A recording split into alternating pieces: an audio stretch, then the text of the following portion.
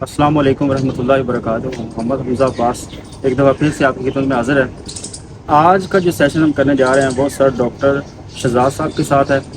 اور آج جو ڈیزیز ہم ڈسکس کریں گے وہ ریٹیکولوپیریکارڈائٹس ہے، جس میں جانور موسٹلی ہمارے گھروں میں کوئی سخت چیز کھا لیتے ہیں، کوئی ہارڈ آبجیکٹ کھا لیتے ہیں، کیل وغیرہ یا کچھ کوئی پتھر وغیرہ یا کوئی ایسی چیز کھا لیتے ہیں کہ جس کی وجہ سے انٹرنل جو آرگنز ہیں وہ ڈیمیج ہو جاتے ہیں، ان میں انجری ہو جاتی ہے.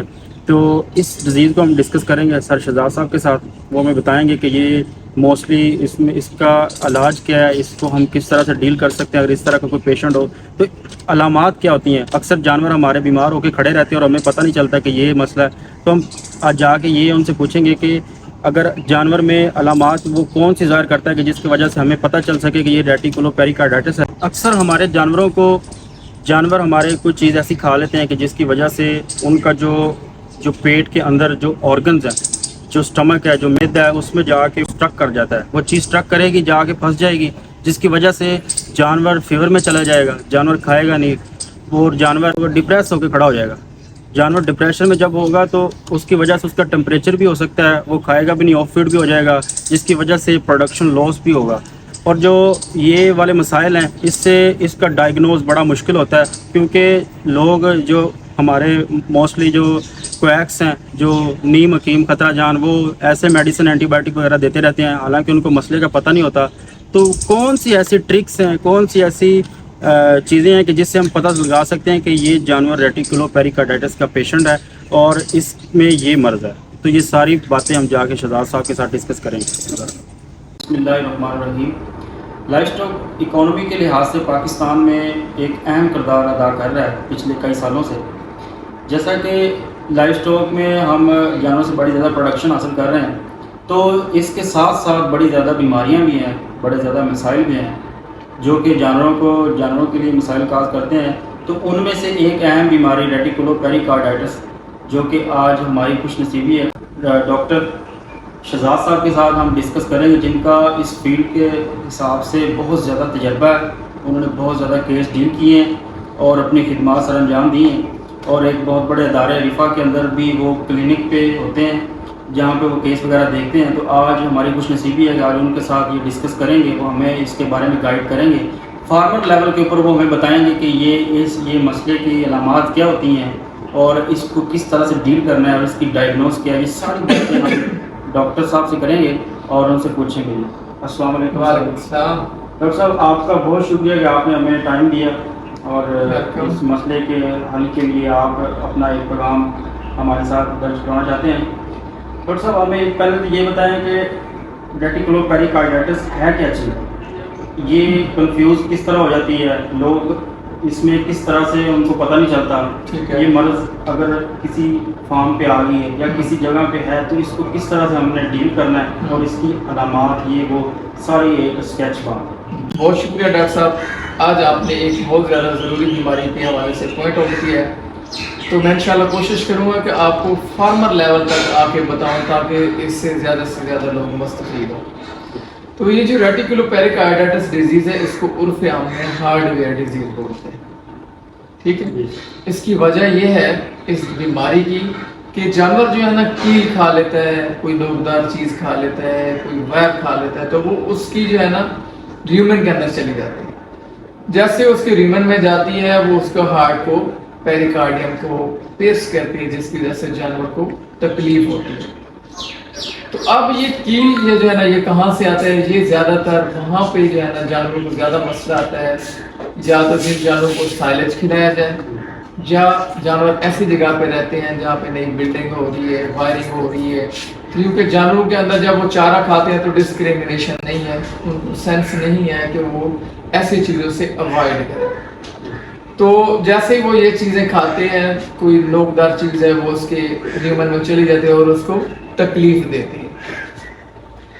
اب جو ہے نا اس کو ہم کلینکلی اگر ہم بات کریں تو علامات کیا آتی ہیں جو کہ ہم ایک ڈیزیز کو جج کرتے ہیں کہ اس کو یہ پرابلم ہو سکتی ہے. تو سب سے زیادہ ضروری اور اس کے اندر امپورٹنٹ جو ہے نا وہ اینیمل کی پوزیشن ہے، جانور کی پوزیشن ہے. اس میں جانور کیا ہوتا ہے کہ آرچڈ بیک اپنی پوزیشن بناتا ہے. آرچڈ بیک کیا ہوتی ہے کہ اگر یہ میں ورٹیکل کالم ہے سیدھا ہے, اس میں کیا ہوتا ہے کہ جانور کیل کی وجہ سے جب اس کو تکلیف ہوتی ہے تو یوں جھک جاتا ہے تاکہ اس کو درد کم سے کم ہو. دوسرا اس میں کیا ہوتا ہے کہ جو اس کی جگلر وین ہے اس کی پھول جاتی ہے, موٹی ہو جاتی ہے, اگر آپ دور سے بھی دیکھیں گے تو وہ آپ کو نظر آئیں گے, اور اس میں پلس بھی جو ہے نا بہت زیادہ بڑھ جاتی ہے.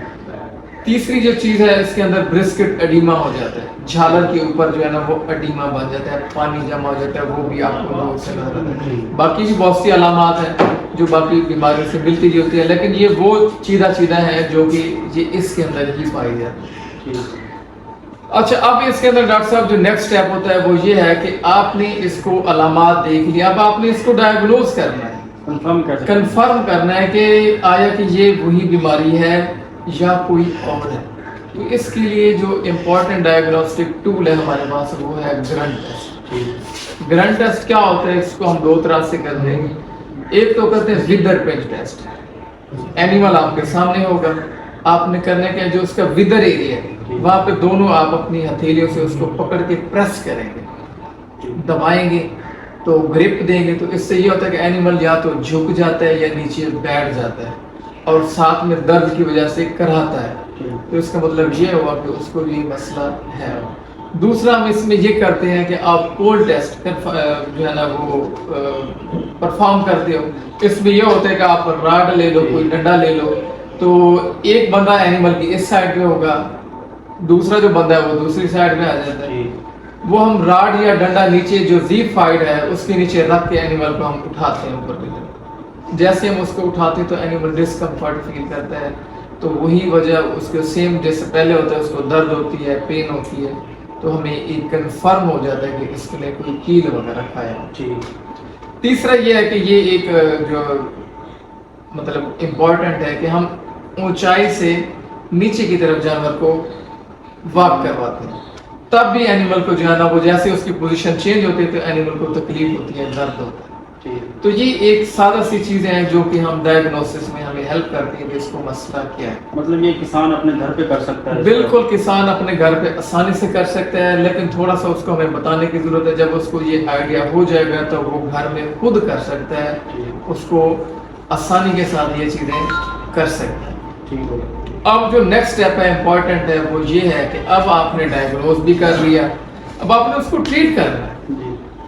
اب ٹریٹمنٹ کیسے کرو گے اور کیا ٹریٹمنٹ ہے, اس کے لیے جو مین ہے وہ سرجری ہے. انلکیلی ہمارے پاکستان کے اندر یہ سہولت اویلیبل نہیں ہے.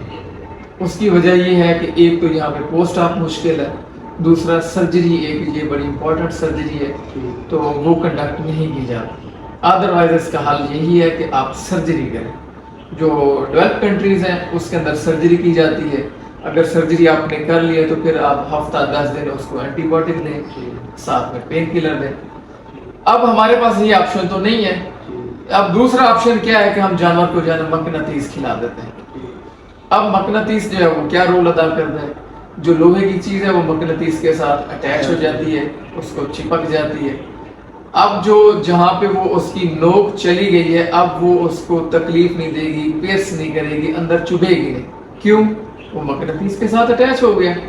اب جیسے مقناطیس کے ساتھ اٹیچ ہوتا ہے وہ ہیوی ہوتا ہے تھوڑا, وہ ریومن میں پڑا رہتا ہے, پھر جانور کو تکلیف نہیں ہوتی, جانور کھاتا بھی ہے, پیتا بھی ہے, اپنی پروڈکشن بھی دیتا ہے, کام چلتا رہتا ہے. بے شک وہ پوری زندگی وہاں پہ پڑا رہے, مسئلہ نہیں.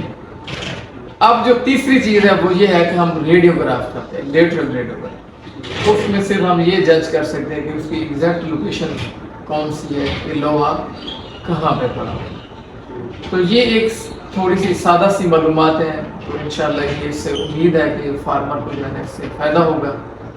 ڈاکٹر صاحب یہ بتا دیں کہ اگر ہم چاہتے ہیں کہ ہمارا مسئلہ جانوروں میں ہمارے مستقل آئے نا, اس سے بچاؤ کے لیے کنٹرول کس طرح سے کر سکتے ہیں, تو اس کے لیے کیا احتیاطی؟ ڈاکٹر صاحب آپ نے بہت پیارا سوال کیا ہے اور یہ ضروری بھی ہے. اور اس کے لیے جو امپورٹنٹ ہے وہ یہ ہے کہ جب آپ جانور کو چارہ کھلاتے ہیں تو اس کے لیے آپ کو محتاط ہونا پڑے گا کہ جانور کو جب آپ چارہ دے رہے ہیں تھوڑا سا اس کو چیک کر لیں کوئی ایسی چیز تو نہیں جا رہی. اس کے علاوہ دوسرا آپشن یہ ہے کہ اگر آپ روٹین میں بھی اگر کوئی مقناطیس کھلا دیں جانور کو, اس سے یہ ہوتا ہے کہ اگر اللہ نہ کرے کوئی भूले भटके अनजाने में कोई चीज़ ऐसी चली भी जाती है, पता नहीं चलता, तो वो मैग्नेटिस के साथ अटैच हो जाती है। जैसे अटैच हो जाती है तो वो फिर ह्यूमन में चली जाती है, वो फिर वहाँ पे पड़ा रहता है, जानवर को मसला नहीं होता। जज़ाकल्लाह खैर, बहुत शुक्रिया आपका। वेलकम डॉक्टर साहब, बहुत शुक्रिया, आपने हमें मौका दिया। तो इंशाल्लाह अल्लाह पाक, उम्मीद है कि इस चीज़ से जो है ना फार्मर लेवल तक बढ़ा है।